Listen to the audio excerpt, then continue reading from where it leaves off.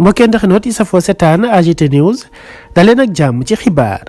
Aminata Touré nekkoon fii ancien premier ministre fii ci Sénégal nekkoon itam ministre de la justice àdduna ci li nga xam ni moo ñeel kaaw Ousmane Sonko ak Adji Sarr addu itam ci mbirum justice bi nga xam ni tey moo téye Pape Alé Niang fële ca prison bu Sébikotane moom Mimi Touré mu ne nag am na ci loo xam ne fii ci réew mi faw ñu daal di koy wax mooy que ne justice dañ ko war a bàyyi mu def ab liggéeyam moom ancienne ministre de la justice daal di addu ci mbir mi ne Ousmane Sonko ak Adji Sarr seen dossier bile nañ ko yóbbu justice te nañ ko traité équitablement sans pour autant que kenn ci ñaari parti yi di sentir ne dañ koo lésé kii di Mimi Touré mu ne nag li nga xam ne moo ñeel dossier Sonko ak Adji Sarr am na ay mbir yoo xam ne même bu ci amee justice na daal di def ab liggéeyam ca na mu waree ndax loolu mooy dëgg loolu mooy yoon te képp koo xam ne rek moom Mimi Touré xam na la te nga yëngu ci wàllum justice saa su ne ci loolu lay waxtaan ak yow ngir lépp mën a jaar yoon waaye itam àdduna ci kaw Pape Alé Niang mu ne président Macky Sall ci boppam moom moo diggee woon ne moom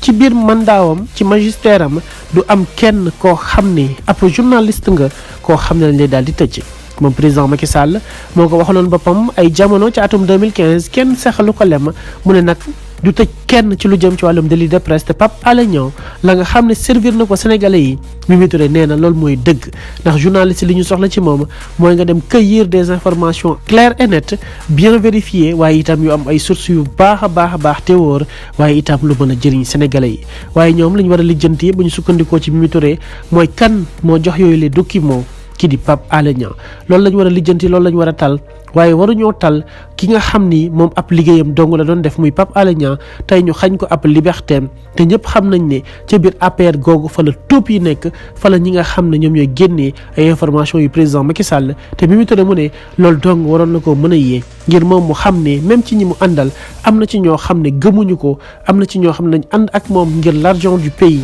waaye itam am na ci ñoo xam ne dañoo ànd ak moom tout simplement pour servir leurs propres intérêts l'intérêt de la communauté ne les intéresse pas l'intérêt des Sénégalais ne les intéresse pas tout ce qui les incombe c'est de faire en sorte que seeni ay compte fees seeni ay poche fees waaye itam ñu dawal ci oto yu rafet yi bokk ci borom kër yu rafet yi bu ko defee ñoom seen mbamba maase Sénégalais yi continuer di dund ay jafe-jafe loolu nag moo amatul ci réew mi te lépp loo xam ne rek war naa mën a tax lu di mel ñu daal di koy réaliser Sénégalais yëpp daal di ci àndandoo jàpp ci bu ko defee ensemble la ñuy mën a obtenir li nga xam ne moom mooy gain de cause li ñu bëgg ci suñu Sénégal liñ fi yéene liñ fiy rêvé depuis des années di ko xaar l'avenir itam de demain war cee jëriñu et ce n'est nul autre que le développement du pays le développement du Sénégal ngir ñu mën a dund noflaay gi nga xam ne moom daal la ñu bëgg daal di dund ci réew mi.